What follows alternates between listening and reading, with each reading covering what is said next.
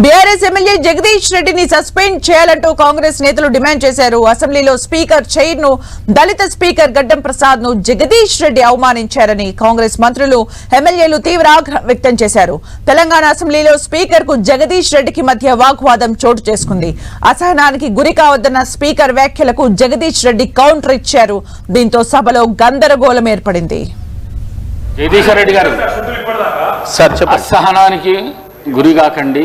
మేమా మీరే రాష్ట్రపతిని చూస్తున్నారు, రాష్ట్రపతిని చూస్తున్నారు అధ్యక్ష, రాష్ట్రపతిని చూస్తున్నారు అధ్యక్ష, అధ్యక్ష రాష్ట్ర ప్రజలందరూ చూస్తున్నారు. జగదీశ్వర రెడ్డి గారు ప్లీజ్, జగదీశ్వర రెడ్డి గారు ప్లీజ్, జగదీశ్వర రెడ్డి గారు ప్లీజ్ 1 minute.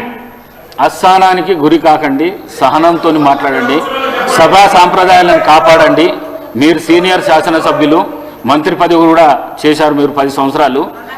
మీరు ఈ విధంగా మాట్లాడడము, సభను సాంప్రదాయాలను తప్పుదోవ పట్టించడం మంచిది కాదు. ప్లీజ్ మాట్లాడండి.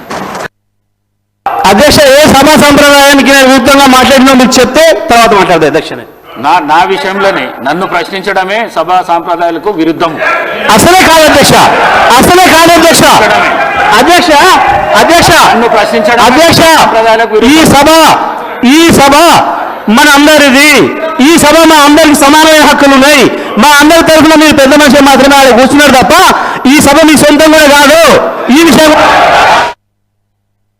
అధ్యక్ష, వారు మాట్లాడిన ప్రతి పదం వెనుక తీసుకోవాల్సిందే. ఈ రోజు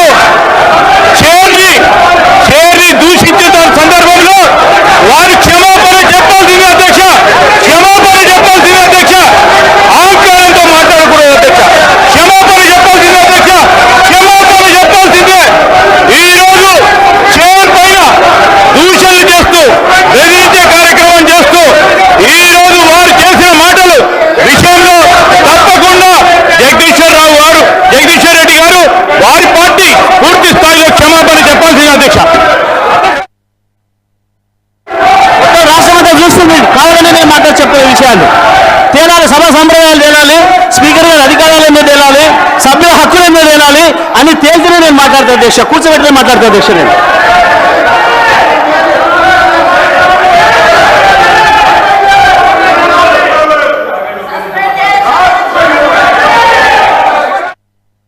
గౌరవ స్పీకర్ గారిని అవమానపరిచినందుకు బేషరతుగా క్షమాపణ చెప్పాలని చెప్పి కోరుతున్నాము. ఎందుకంటే అధ్యక్ష, ఈరోజు 10 సంవత్సరాలు ఈ రాష్ట్రంలో వారు అధికారంలో ఉన్నారు.